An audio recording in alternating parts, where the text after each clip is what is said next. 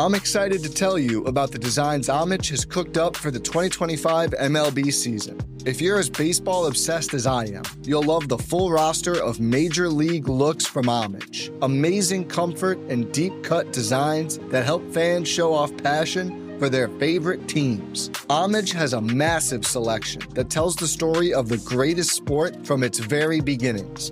Deep logo history, coast-to-coast stadium tours, and the biggest players from every era. Legends never die at Homage. If you need your new shirt for going to a ball game, Homage has you covered with its most comfortable fan clothing, and it's available for fans of all ages. This year's collection hits dinger after dinger after tater after tater. Fleece, tees, bottoms, and more. And don't forget to check out the new starter jacket lineup, an iconic dugout look you don't want to miss. Heroes get remembered, but legends never die, and these looks go long, period. Check out the Homage MLB collection to find your team's coolest gear. Take me out to the ball game. What are you doing? Did you know DirecTV has the most MLB games? So, you're singing. Yeah, they put your favorite teams front and center right when you turn it on. Buy me some cold cuts and flapjacks. Those aren't even the words. I'm allergic to peanuts. Stream DirecTV, home of the most MLB games. Visit directtv.com. Claim based on total games offered on sports networks. Availability varies by zip code and package. New customers. Service renews monthly unless you cancel. Choice package required. Restrictions apply.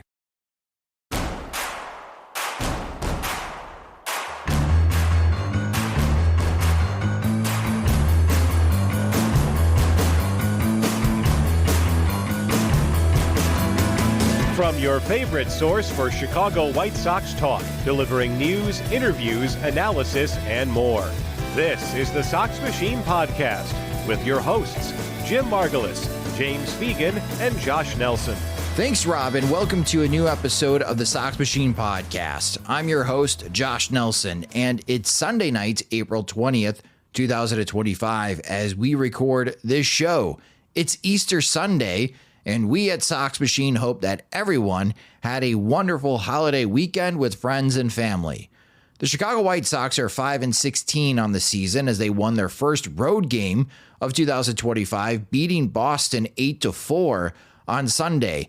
Matt Thaiss got the scoring started with a 2-run homer in the first inning, and that was all of the White Sox scoring until the 7th. Down 4-2, the White Sox stormed back as rookie catcher Edgar Caro delivered the big hit.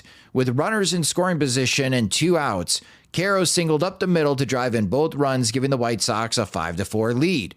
Old friend Liam Hendriks, now pitching for Boston, made his first appearance in a game in over 2 years and was greeted rather poorly by his old team. Andrew Vaughn crushed a middle fastball from Hendriks for a 2-run homer, his third of the season, to make it 7-4. With the bases loaded in the 8th inning, Thaiss got hit in the arm by a pitch, a painful RBI, and we'll see if Thaiss will need further treatment. But the White Sox are on the board with their first road win and will play early Monday morning at 10:10 a.m. Central Time. We'll recap the Boston series and look ahead to Minneapolis in a new Sox Machine podcast that will be recorded on Monday night. So what are we talking about in this episode? Let's check in on the White Sox prospects as Eric Longenhagen of FanGraphs published his top 40 White Sox prospect list. To check around the White Sox affiliate standings, the Charlotte Knights are currently 7-14. They are 1-9 in their last 10 games. The Birmingham Barons are at 500. They are 7-7. Winston-Salem has a 5-10 record, and Kannapolis is 1 game below 500. They are 7-8. Some key performances. Tim Elko already has 4 home runs for the Charlotte Knights and is batting .361 with an on-base percentage of .443 and slugging .607 in 17 games for the Knights. Just saying, maybe, just maybe we'll see Tim Elko with the White Sox at some point in 2025, especially if he keeps hitting like this. Birmingham pitcher Tyler Schweitzer has yet to allow an earned run in 10 innings. And Winston-Salem second baseman Gerald Perez is leading the dash with 4 home runs. And for Kannapolis, Braden Montgomery looks like he's ready to join the dash soon, as he already has 3 home runs in 13 games while hitting .327 with a .426 on base percentage and slugging 571. FanGraphs updated their top prospect list for the Chicago White Sox, and they list a total of 40 players with a future value of a 35 grade or better. Noah Schultz, Kyle Teal, Hagen Smith, Edgar Caro, Braden Montgomery, and Grant Taylor all have future value grades of 50 or better. That's great for the White Sox farm system. So is the White Sox farm system improving enough, though, that the future players will be able to lift this franchise back to a winning record in, 5 years with the rate that the White Sox are currently playing at? Well, joining me to discuss the FanGraphs rankings is Eric Longenhagen and some dude named James Fegan. Never heard of him. But Eric, welcome back to the Sox Machine podcast. Thank you so much, Josh. Yeah, James, I mean, honestly, he didn't do anything. Like, it's one of those group projects where James puts his name on it, but I was the one working until 1 a.m. to finish it, and then he shows up on the day we have to, deliver the project, and he had a Harold Rosado scouting report, and so I guess he did something, but thanks for having me on. Yeah. Really anything to add to that, James? Look, I just really I think his changeup came a long way from last year, and I think that's impressive for a reliever of his age. And I think that observation merits, half credit, maybe more. Well, let's talk about the overall health of the White Sox farm system. Eric, I mentioned all the White Sox players that have a 50 grade or better future value that you placed on FanGraphs. I look at that as a good sign because it's not that long ago where we were raving about 3 guys having a 50 grade or better for the White Sox. How are you feeling, Eric, about the overall White Sox farm system, especially with all the trades that Chris Getz has made the last couple of seasons? I think I'm feeling generally positive. I feel mixed positive.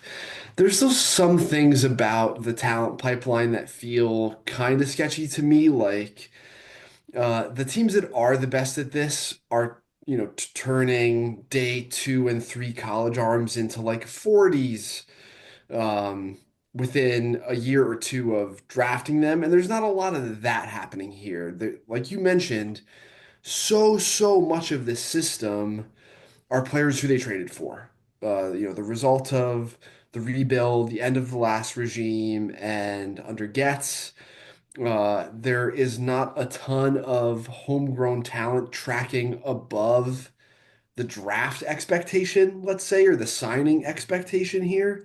But they do have, like you said, half a dozen top 100 guys. They have a few more players beyond that who I think you could make a pretty coherent argument for being on the top 100.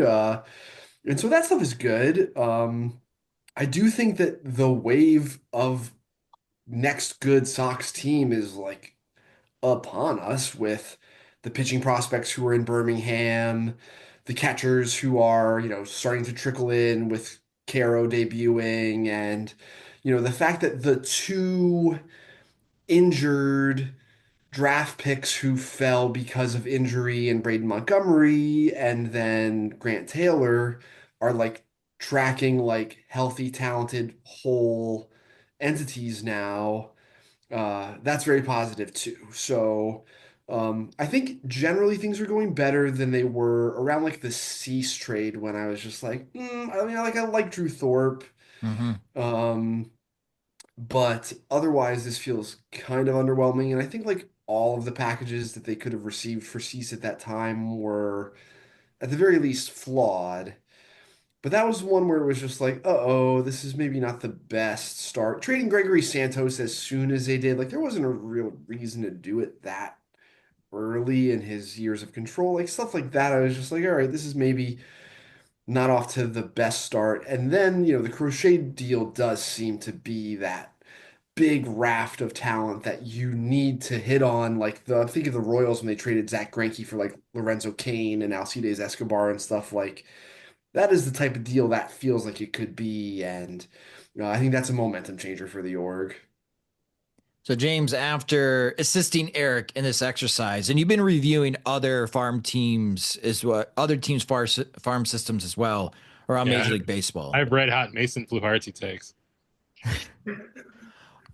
When you look at other teams and you look back at the White Sox farm system, James, are you looking at the White Sox farm system more favorably, or are you nitpicking and seeing where they are still lagging behind?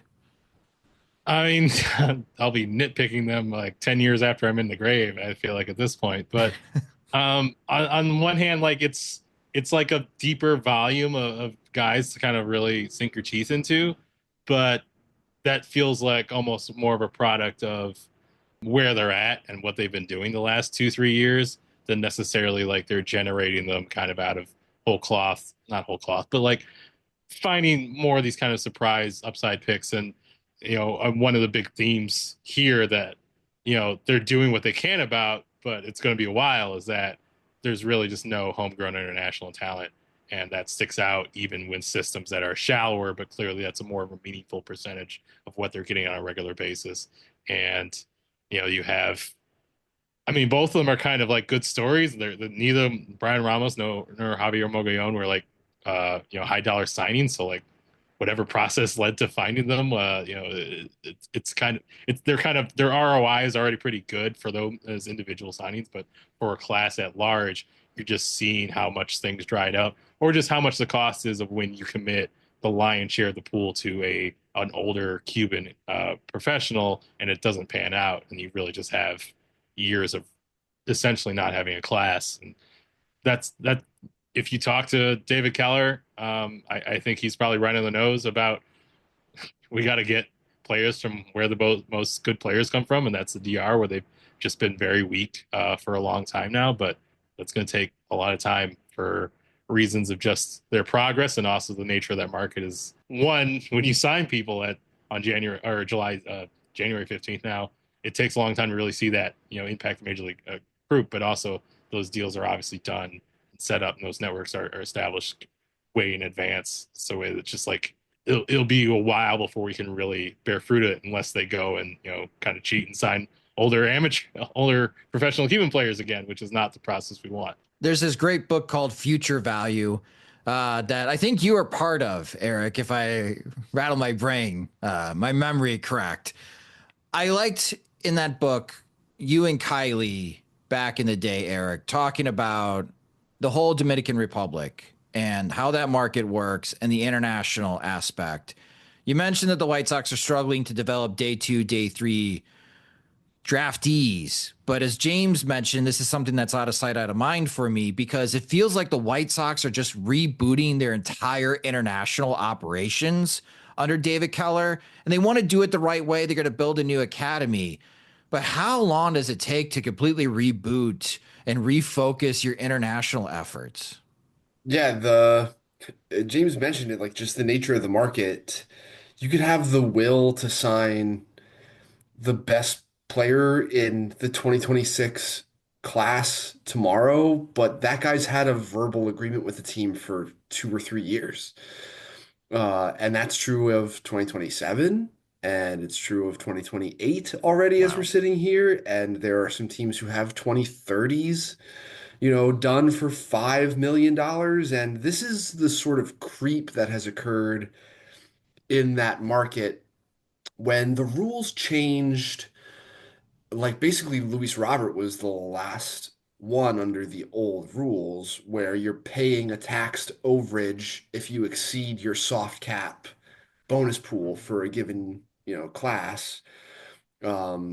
Basically the way teams, would get ahead from then on has been to agree with players younger and younger and younger, and you have teams who are Now, is that legal? This is strictly like under the table, right? Type of deals. Yes. Yeah, this is not technically allowed. There have been versions of it going on for quite a long time, but it has crept sooner and sooner in the process. This is the way that teams have decided the only way to get ahead of the other teams from like doing it is commit the player sooner. It's happening, with college athletics as well. Yes. There's something about some of the other stuff, the racial dynamics and the economic superpower that is the United States and is the New York Yankees and is the Los Angeles Dodgers against, the impoverished adolescence of the Dominican Republic and their trainers. And the juxtaposition of that makes it more macabre.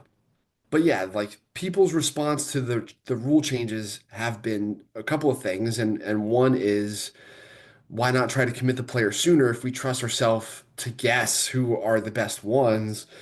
Why shouldn't we be able to do it when they're 12 instead of 14? But the truth is that like so much development athletically happens over the course of 6 months when you're that old, let alone 2 years. So, they're mostly doing educated guessing down there. There are some teams who are overcommitting their pool. If you're the Yankees, say, because of what your market size is and what your record is likely to be, in 3 years that you're not going to have an $8 million pool. Even if you wanted to trade you can trade for half your original pool amount.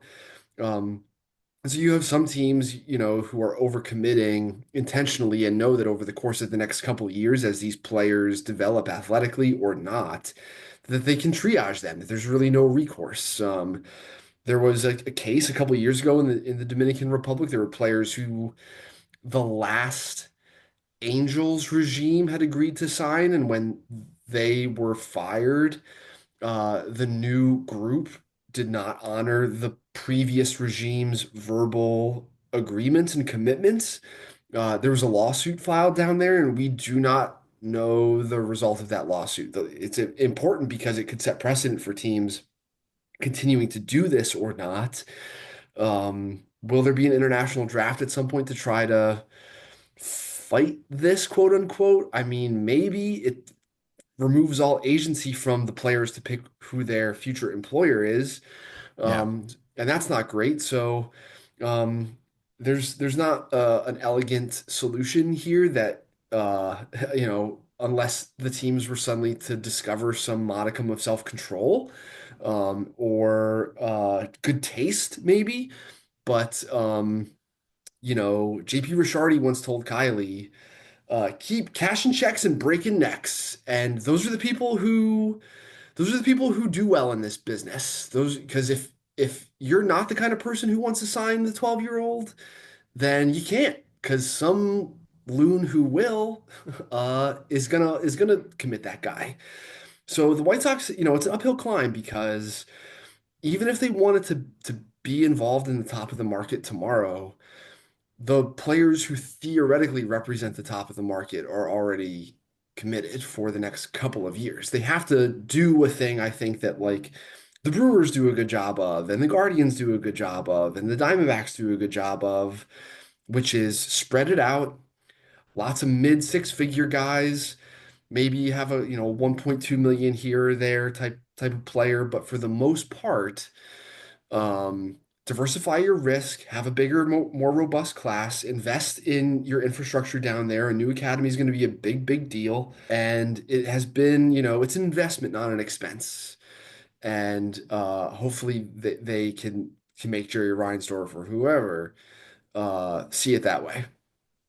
Well, let's go into the specifics for the White Sox farm system. Starting at number one is Noah Schultz, the unicorn, 6'10" now. He's already impressing down in Double-A. Jim Callis, when he joined our opening day Eve show at the Remova Theater, Jim and I were chatting like, Eric, he would be the Friday night Vanderbilt starter, Noah Schultz. But instead, he's in Double-A right now, the Chicago White Sox farm system, and might be joining the White Sox in 2026, if not getting a cup of coffee, maybe an inning or two here and there this September during the 2025 season, depending on his innings limit. But why do you have Noah Schultz as the White Sox number one prospect? Yeah, the FanGraphs scouting manifesto, like pretty high on the list of Unabomber type, the screed would be bet on the freaks, and a 6'10" guy throwing strikes like this, like let alone like even before we talk about his stuff, a guy this age throwing strikes like this is pretty nuts. It's really exciting for him to be doing it at this velocity and for him to be this advanced at 21 and a half. His slider's unreal. It has like pure gyro spin. It's coming in from way, down the first baseline, basically because of his arm angle and because of his size.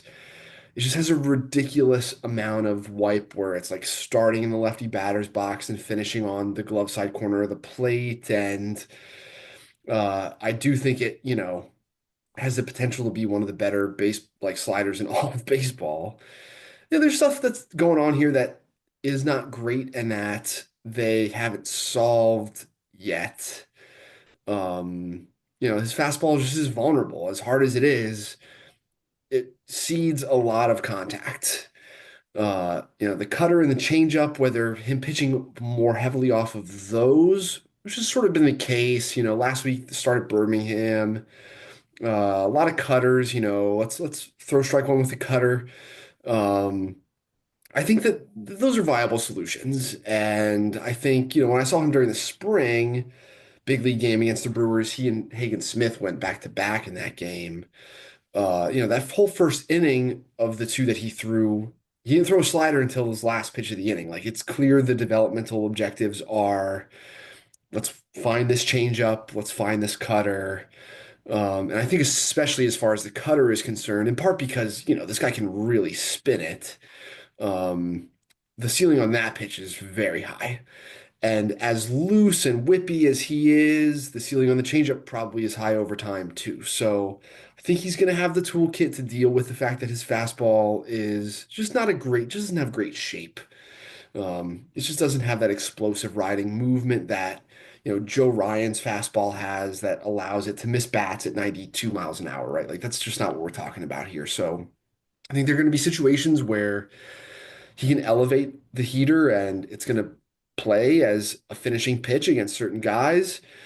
But he's going to have to mix and match early in counts a lot. And they've been pretty proactive about getting him to try to do that. And I think it's going well. So, does he have like peak Strider, DeGrom type ceiling? Probably not because, those guys can throw nothing but fastballs. And 7 innings later, they have 12 strikeouts. And, but as a front end arm, like maybe not a true ace in the way I would define it, where there are like maybe 5 of those guys.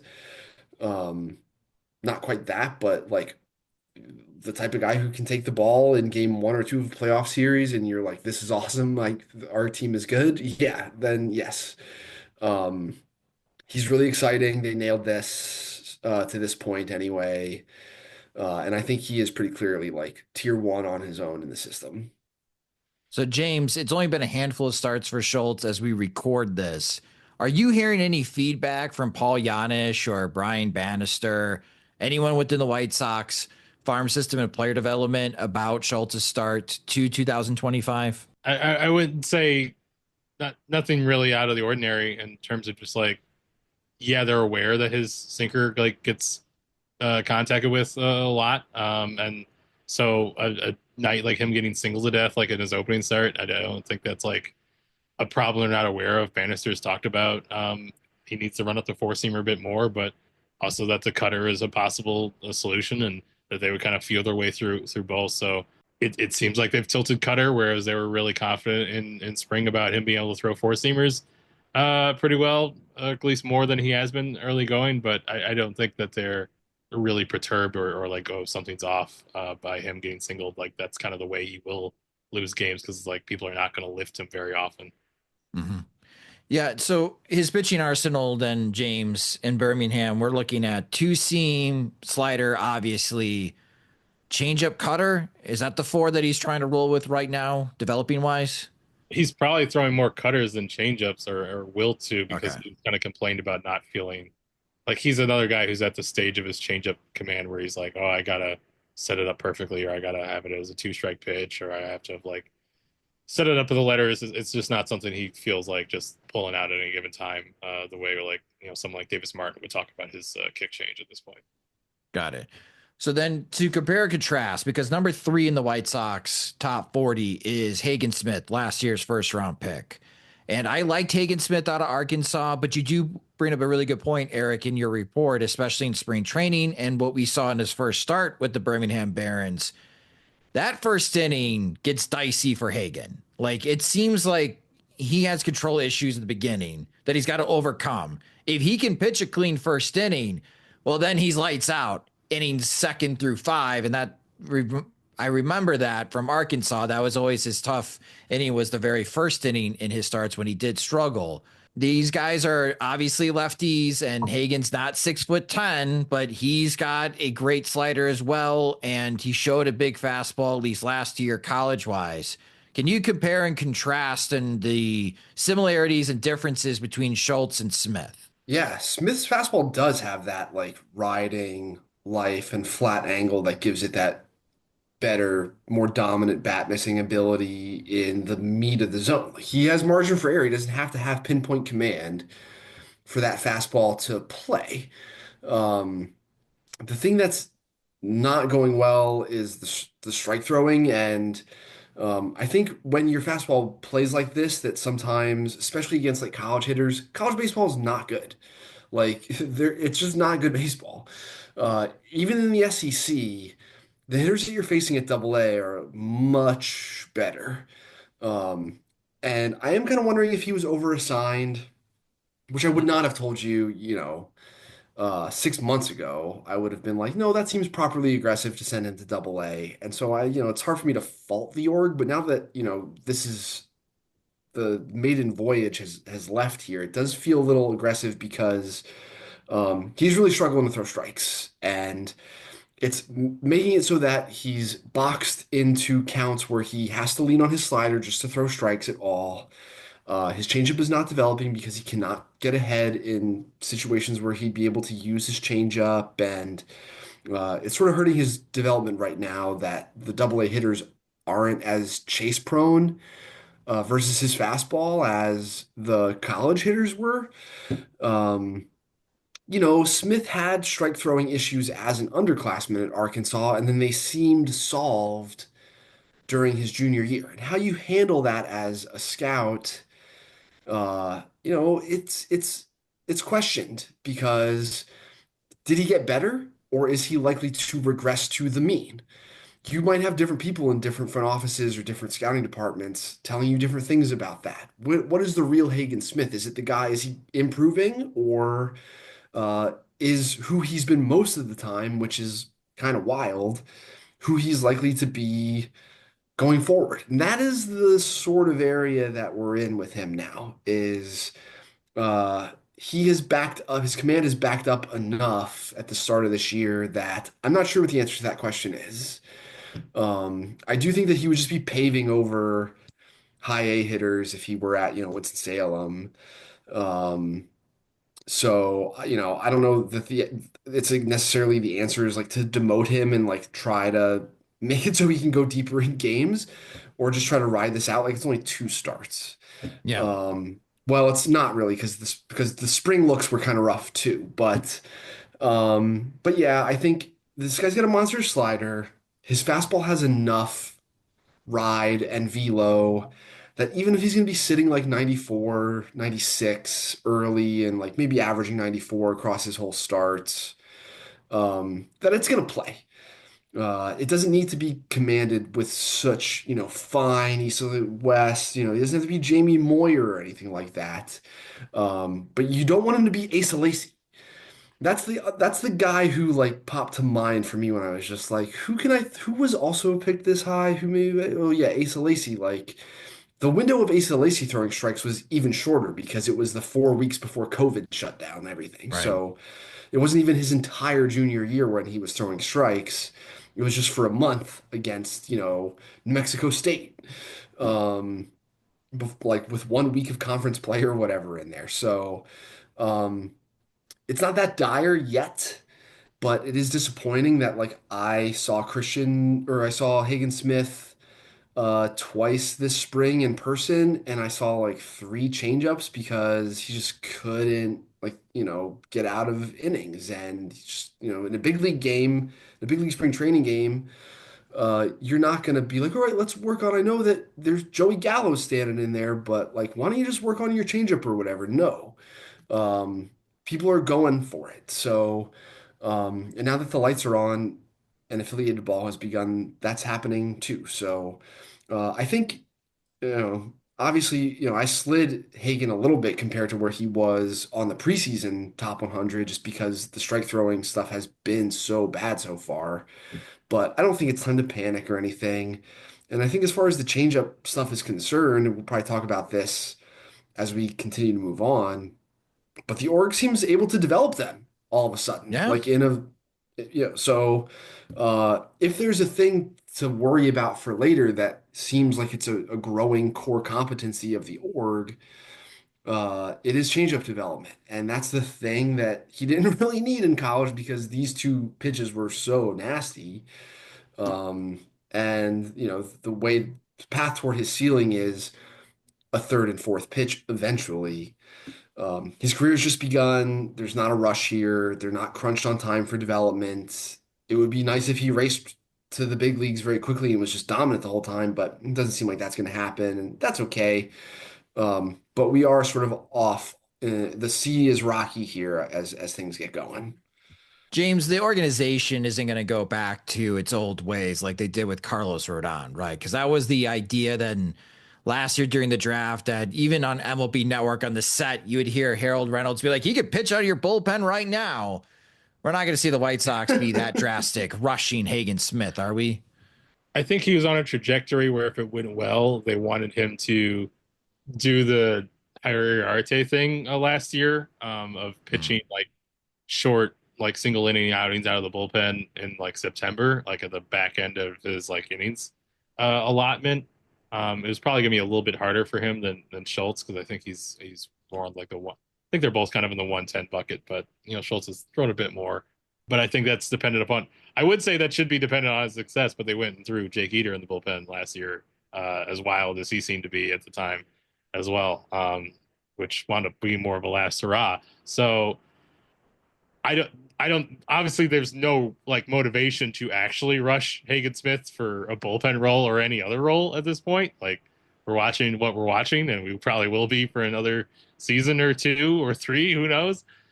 So I don't think there's any incentive to, if anything, it could be kind of a mitigating effort of like, well, we're obviously not going to, we think he's at his innings cap. We're obviously not going to start him in September, or maybe we're not even going to start him in Chicago next year, but he could end up with the bullpen as an audition. But there's just those people aren't here anymore who made that decision, and also just the situation. Just there's not even like, let's try to make the wild card at 85 wins incentive on the horizon anytime soon here. So I think Hagen's going to be pretty well insulated from that. And now, two pigeons who can't believe how good humans have it with DirecTV. These humans are hopping from streaming apps to live sports without batting a wing. All from the DirecTV home screen. With just one click, you could be watching a baseball game, a movie on Netflix, Or a critically acclaimed documentary. You watch documentaries? I love the ones that leave you with a question. What? Exactly. DirecTV, a better way to watch whatever you want to watch. Visit DirecTV.com. Internet connected Gemini device, separate Netflix membership, and additional paid subscriptions required for third-party apps. Restrictions apply. So good, so good, so good. Great gifts for mom? We've got them. And they're up to 60% off at Nordstrom Rack stores now. They have Marc Jacobs? Gotta show mom some love. That is so good. Snag amazing deals on Mother's Day gifts from Barefoot Dreams, Kate Spade New York, and more. Great brands, great prices. That's why you rack. All right, so moving on from the pitching for a little bit, let's talk about position players for the White Sox, because as we record this, the White Sox offense might be winning me a steak dinner bet at the end of the season. The steak dinner bet, Eric, was total runs scored by the White Sox, 555.5, and I have the under. And right now, they're not even on pace to score 500 runs this season as we record this, which is pitiful. But the White Sox need more offense, and the top position player that you have is Kyle Teal. Eric, what is Teal's greatest strength as a player? Oh, that he plays catcher.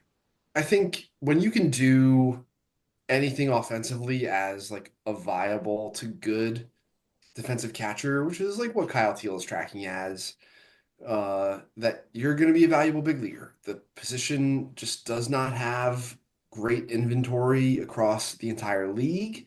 It is a position of attrition because of the beating that these guys take. I think your ability to mix and match and have two good young catchers on your roster to keep them fresh and healthy, it raises the ceiling of the position on your team overall across 162 games. I think this is an exciting like tandem that they've got here. Teal's going to get to power. He's increasingly strikeout prone. I don't think the 30+% that we're seeing so far this year is emblematic of where his true talent lies. But his strikeouts they have been on the climb. I do think he's going to end up with like a 4 hit tool, but he's going to get to power. He's unbelievably twitchy for a catcher. Like really, his quickness back there is pretty special. His lack of size, like it's a push and pull for him because there are times because he's smaller, there's some stuff back there that he can't do or that he doesn't do well. And then there's some stuff about him, his size that allows him to be quick enough to do things that few other catchers can do. Putting him in position to do those things is going to be important, I think, especially initially. And again, like it's a slower burn here because of when he was drafted. He doesn't have to be put on the 40 man for a whole another, not even after this season, but after next season. And with Caro playing well, he deserves a long runway at the big league level and see how that goes. And so I don't think they're in any rush here, but like Teal's power, the playable power, I think is just more than Caro's. And Caro is the one with the more stable hit tool. But Teal's defense, the ceiling on it, I just think is a little bit higher. But I have the same grade on those two guys. I think that we came away, both of us, feeling very positive still about those two. And it's just about getting Teal's swing, I think, like ironed out. His load is so deep. This is a guy with like an arm bar and who his helmet's kicking around and off his head a lot of the time when he's swinging. And I think there's some stuff that they could, maybe do, or just even just be a natural adjustment for that stuff to tone down a little bit so he's not getting beat by elevated velocity quite so much. But I think that both those guys are, build around type, up the middle players who, play a premium position and have basically been good, both of them, their whole lives. Like there really haven't been until Teal the last couple of weeks. And if you're looking at the arc of his strikeouts over, a longer period of time, maybe it's been trending this way. But both these guys have just hit their whole lives. So there's no reason to think that they're going to stop doing it for an extended period of time. So, James, what are we looking at here? Are we looking at Caro catching Teal DH and they're going to flip back and forth during a week? Or have you heard about the possibility of Teal picking up an outfielder's glove or trying to learn a different position other than catcher so they can at least free up the DH spot? They're definitely not going to do that this year. Teal is the guy that they think could play the outfield at some point.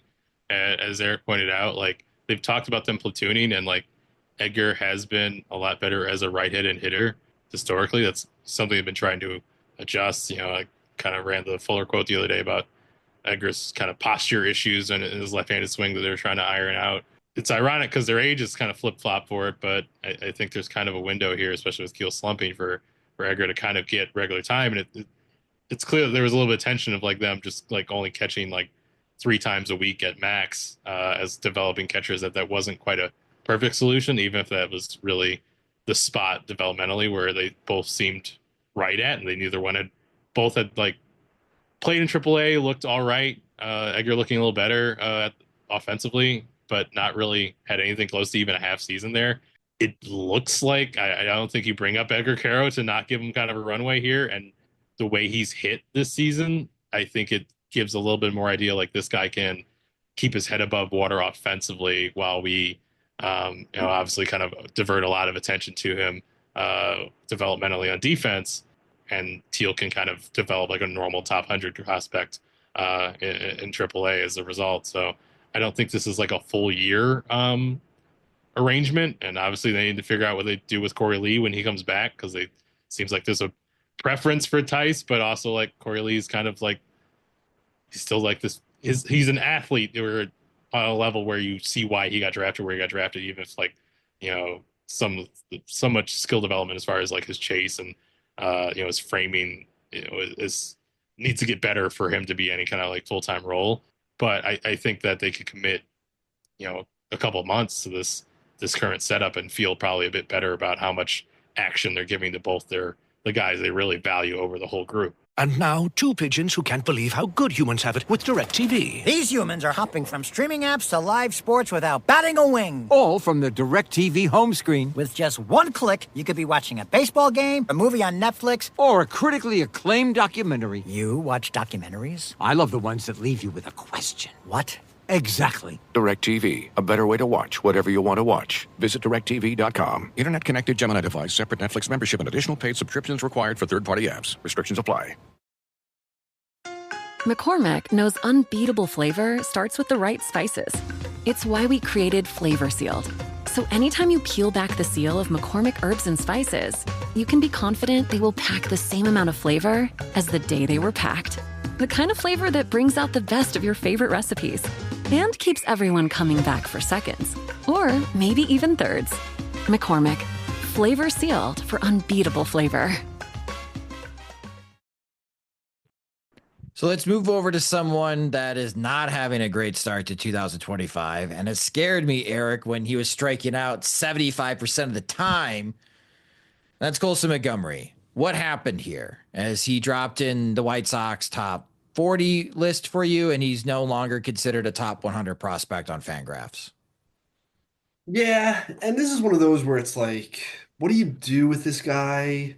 What is his value? Like the evaluation part of it and the valuation part of it can be so different when a guy is going through it like Colson's been going through it. He has been not good for kind of a while now. And I do think part of the problem is that in 2023, I was part of, the public-facing prospect contingent that just bought in too big too soon based on too small a sample of performance. I think this happens every year. I think the guys who are we are at risk of doing something similar with going into this year were guys like Zaire Hope and Kevin McGonigal. Adiel Amador was another guy from a couple years ago where, I was just like, wow, this TrackMan data is crazy. And it's like, yeah, because it's only like half a season's worth of it, and a bunch of it was done during a rehab stint below this player's skill level, which is like true of McGonigal. And I was sitting and thinking of other examples the other day, and there are a bunch of these, both from like this year and past years where I just don't think that the data normalizes as fast as we thought it should. I don't think that the studies that have shown how quickly some of the TrackMan stuff normalizes for big leaguers should apply to minor leaguers, because the quality of the pitching is just not even close to what these guys would see in the big leagues on a night-to-night basis, or as we're finding out with Colson in AAA on a night-to-night basis. So now, having said that, kind of putting some of the blame on myself for having over-evaluated this guy and maybe setting expectations beyond what they should have been. There's stuff going on here that wasn't going on before. This guy's, miss rate against secondary stuff has totally changed. I think I wrote it in the blurb, if I'm looking at his swing and miss splits from this year, there's way, way, way more him missing secondary stuff. His miss rates against breaking balls and changeups are in the 45 to 50% range, which is really, really terrible. That wasn't the case last year. Last year, he had more issues swinging underneath fastballs with regularity, like a 65% contact rate against fastballs. There are only a couple of big league, like qualified big leaguers from last year who had a 65% contact rate overall. That's what Colson's contact rate against fastballs was last year. And that has sort of flipped where he was making more like a 70% rate against breaking stuff and an 80% rate against changeups. That's what he was doing last year. And it was just much, much better than this year. So I wonder if there's nothing mechanically that I could tell going on that was different, but I wonder if they've told him, we want you to be targeting this or that, or like an approach change, try to, why don't you let the fastballs go by and swing at the breaking stuff that you're just like better at hitting? That could conceivably be going on, and he might be having a really difficult time adjusting to it. But we've really had here 2 seasons now. Not that we're only a couple weeks into this one, but the AAA season is substantially older than the rest of the minor league season at this point. This guy had a below average line last year too. And have been issues here for a while that just seemed like he was overcoming in 2023. Again, in a smaller sample. And when he was in fall league at the end of that year too, it was just like, I don't know, this guy's feel for contact isn't great, but he did just do what he did all year at AA. And so many guys come to fall league and they're just like over it. And it seemed to be that way for Colson. It seemed that way for Kyle Tucker. It seemed that way for Buster Posey. Mike Trout was exhausted. Buster Posey was exhausted.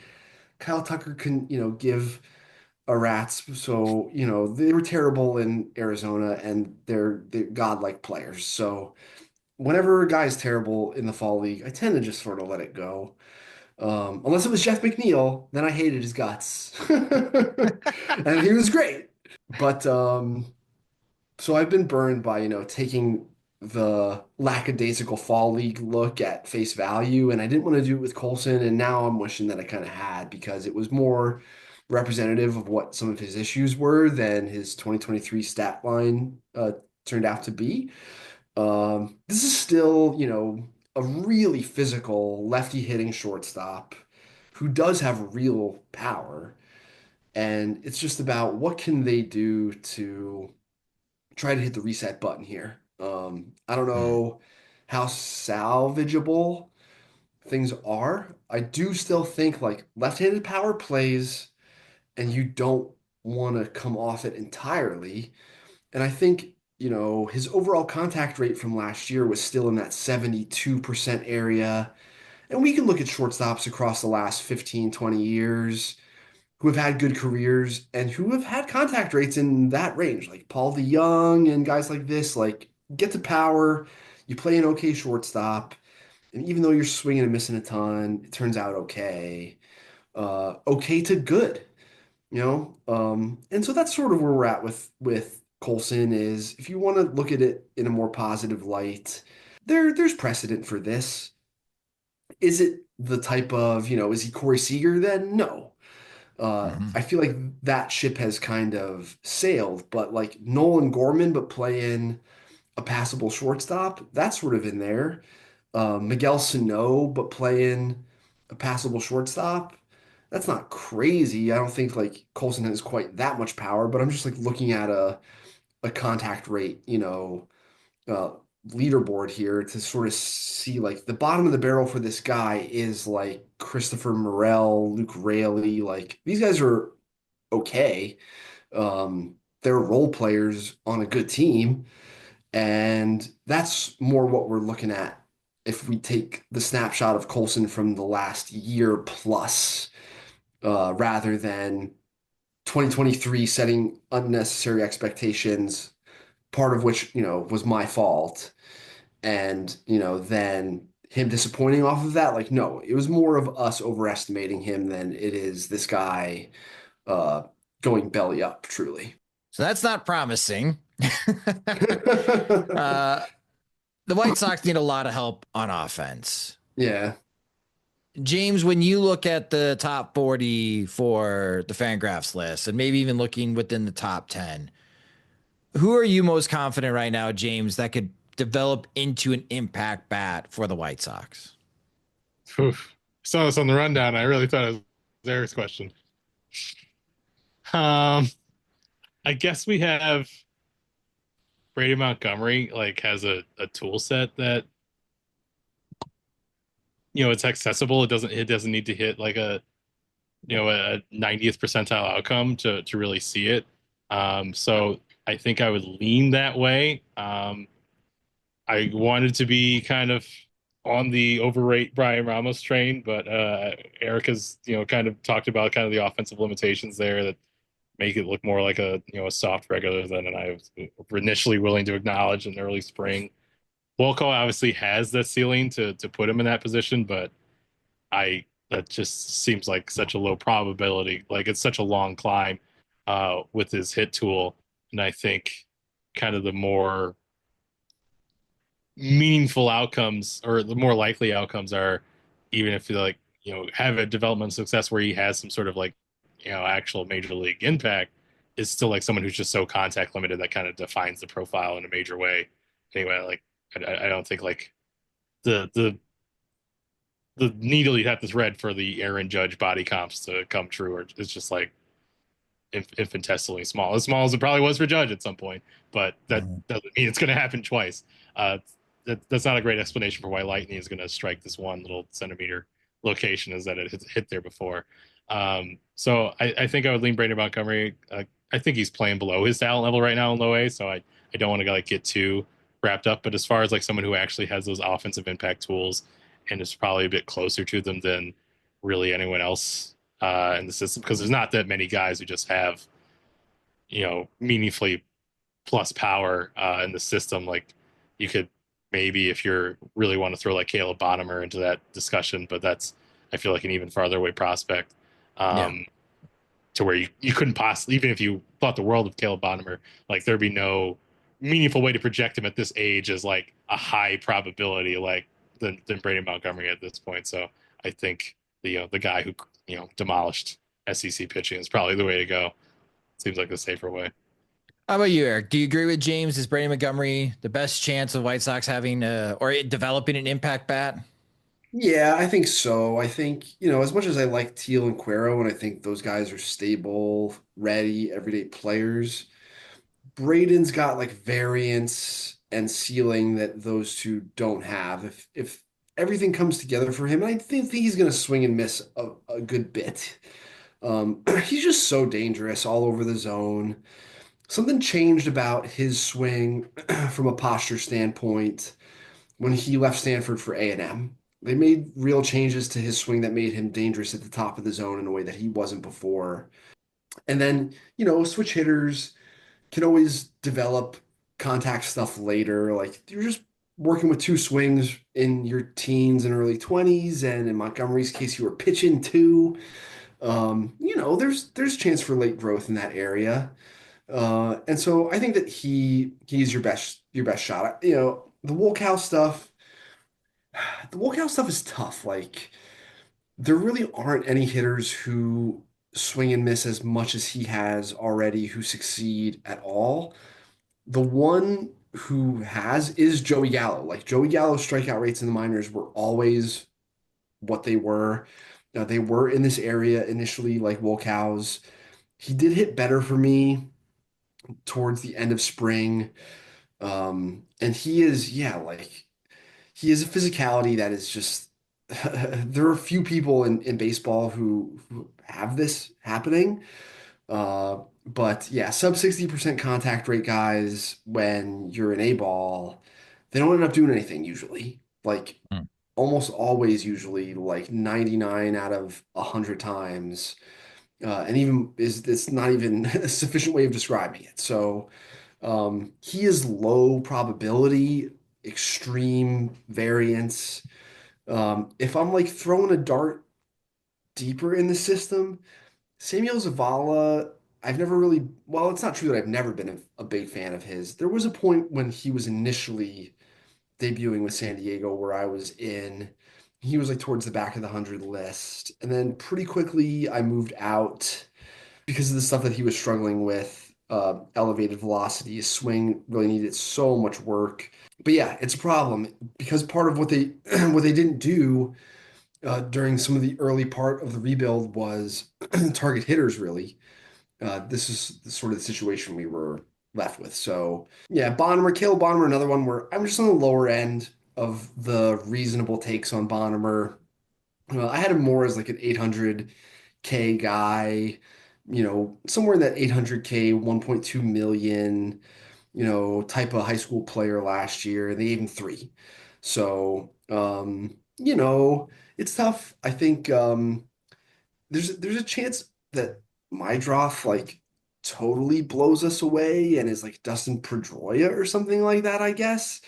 I would really be shocked if I think he's a good player that you can win with, but I don't think he's a player you're going to win because of.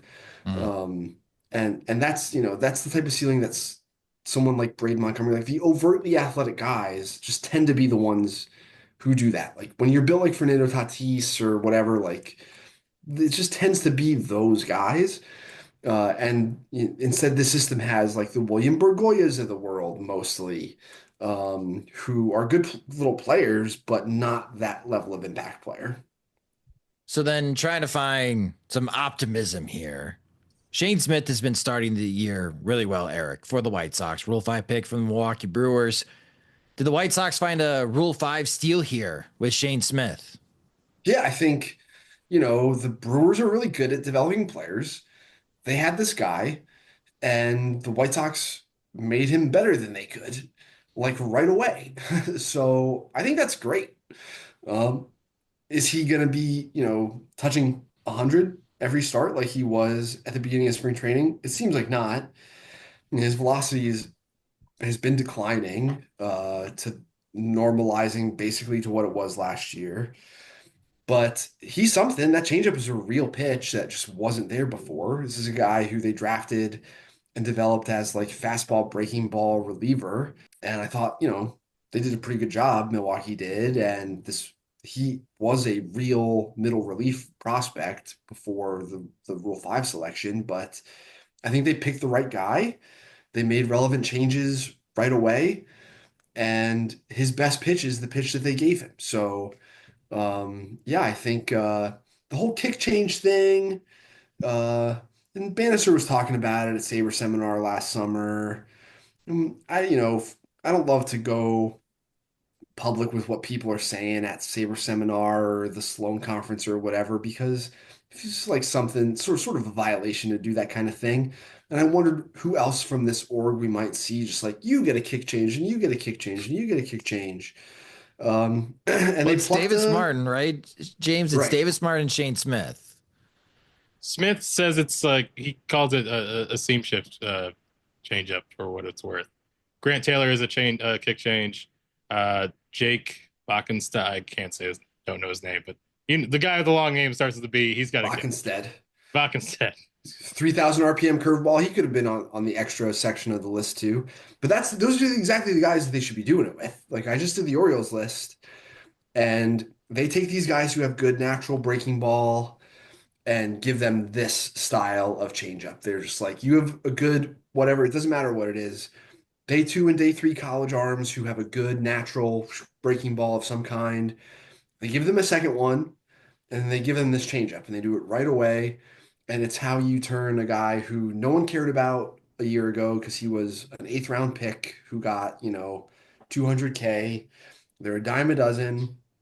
And now and he had a velo spike too. Well, now you're a 40 plus. And I thought that, I think it's pretty encouraging and it's something to look for going forward. Like the integration of draft and dev together is the only way that the best orgs separate themselves from teams like, who aren't doing a good job at this. And I think especially if they took Smith knowing this is what they were going to do, that's a great sign. So then finally, outside of the top 10 White Sox prospects, Eric, which White Sox prospects are most intriguing to you from rank 11 through 40? I think Christian Oppor. I think that you have him stacked with Michael Gonzalez because they're sort of similar. Where if you told me that these guys had 3+ pitches at peak, I'd believe you. And if you told me that they could never command the baseball well enough to be anything at all, I'd also believe you. With Opper, it's small school background. He's barely 21. I don't even think he's 21 yet. It's like low release lefty. He was in the mid 90s yesterday in his last start before we published the list. And yeah, like monster lateral slider. I think he's really interesting. And the only reason he's 24th and not like up there with Tanner McDougal, basically, or somewhere in that 40+ group at least, with Batista and Tyler Schweitzer, who also looks good, piggybacking with Grant Taylor, like sit 95 last Saturday, I guess, when everyone had double headers and the TVs in the house were just all on with White Sox games, picture-in-picture White Sox games. It was just like, giving myself ADHD with White Sox farm system write-up. But the only reason he's not up there, stuff definitely belongs in that group, is because the command is so unpolished. And just the way I'm trying to ballpark his value, we've got to leave room for the bottom end of his outcomes too. And the bottom end is this guy has 3 control and is like an up-down type guy. So he's the one where his development, I think, is very important, because if he ends up with like 45 grade command and his stuff just sort of stays the same as it is now across 100 innings or so, well, then in 2 years, he'll be a top 100 prospect, because lefties who throw this hard with breaking balls this good, there really aren't very many of them. But it's just about like how the command piece of it trends. All right. How about you, James? Outside of the White Sox top 10 from number 11 through 40, who intrigues you the most? Kind of because like I've spent so much time covering like major leaguers, something that's like, as we've started this process, like Eric started me out on a lot of like upper level guys, because that's what I'm closer to seeing. I think I told you about him sending me to watch Dax Whitney and me being like, oh, he doesn't have his like a third pitch and stuff like that about for college freshman. And I had to scold you. Yeah, he's a freshman. That's his first start ever, James. So I wound up like watching a lot of relievers. Okay. And as a result, like I think traditionally it's been, obviously you call somebody who's currently starting in the minors a reliever, it's like an insult. You're saying like this project is not going to work.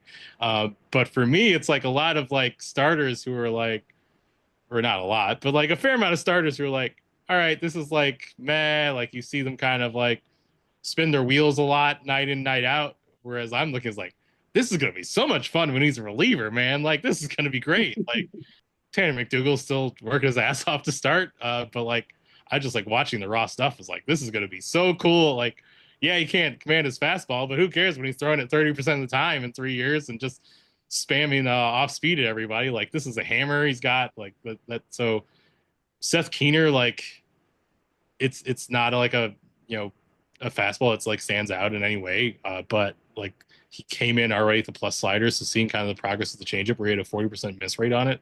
Obviously he pitched mostly against low A, and as a wake arm, like he was kind of playing with his food a little bit, but that seemed to be like that's something that could be a pretty good reliever, and plays around a Baltimore heater. And obviously Harold Wasado was like a pure reliever already, but for someone who like has only pitched an A ball and is pretty young, and like there wasn't a lot of fuss about from the Paul DeJong trade when he came over, or like not even the org like really telling us like, hey, pay attention to this guy. It just seems like for the level he's at, given he's an A ball reliever, like now he's in Double A, but it's just very low variance. I feel like he kind of does what he does and has performed like really steadily throughout and thrown strikes at an acceptable level. Like even like it's obviously reliever command, and I don't think I think his fastball is going to play down. And he's just going to like throw these kind of tumbling changeup and curveball after it and be really nasty off of that more than anything. But like he just like this is pretty cool. Like I enjoy watching this guy. So yeah, it's not. You need stars in your prospect system. Some outlets only write about stars. Like that's kind of what people look to prospects out. But like there are a lot of, I think, for as much as like this current bullpen like lacks in any firepower, and maybe that this future good White Sox rotation maybe isn't as filled out as you'd want it to be. I think there's a lot of these kind of mid-tier guys could be cool relievers, especially if like they're kind of adding, they're only just kind of pure slider guys, and now they're able to add changeups. That bodes well for them to at least be able to compose that cheaply and more effectively than we've obviously seen them doing in the last few years. Well, the White Sox have lots of spots on their upcoming roster, so they're going to need help. Bullpen, offense, some starting pitching.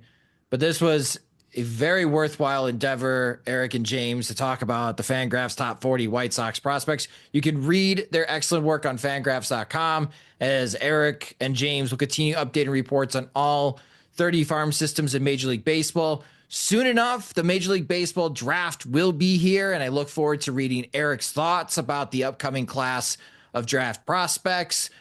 Eric Longenhagen, thank you again so much for coming back on the Sox Machine podcast, man. Josh, anytime. Yeah, I look forward to talking to you, hopefully around draft time, and about Eli Willits.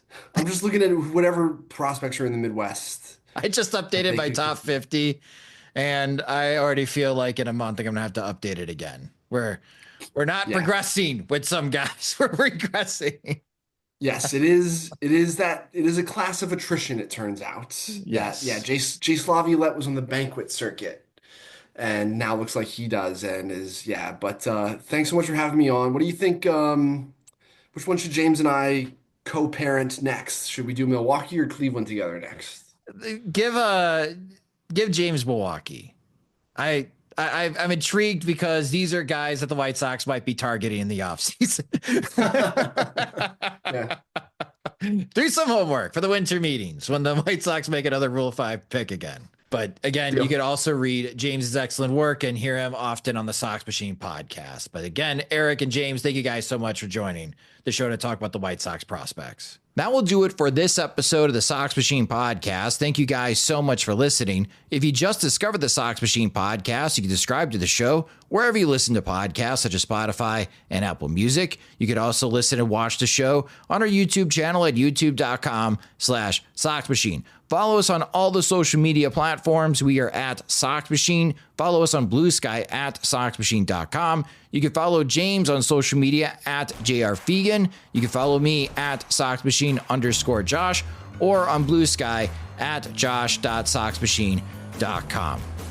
If you want full access to all of our coverage of the Chicago White Sox and Major League Baseball, including the Major League Baseball draft, sign up to become a Sox Machine subscriber at SoxMachine.com. Monthly plans start at $5, and that gets you ad-free version of both the podcast and the website, unlocks all of our articles and also the comments section as well. We have additional tiers of support if you like more benefits with your subscription to Sox Machine. Your support goes a long, long way. So again, thank you to all those that continue to support Sox Machine, and if you are brand new, you can sign up at SoxMachine.com. The Sox Machine podcast is a production of SoxMachine.com. You're on for all things Chicago White Sox baseball and part of the Blue Wire Podcast Network. I'm Josh Nelson. Thanks for listening and watching.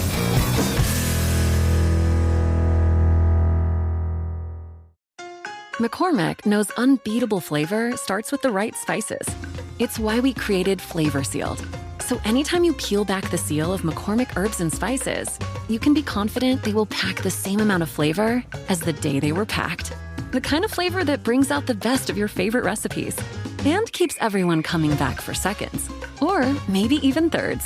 McCormick, Flavor Sealed for unbeatable flavor.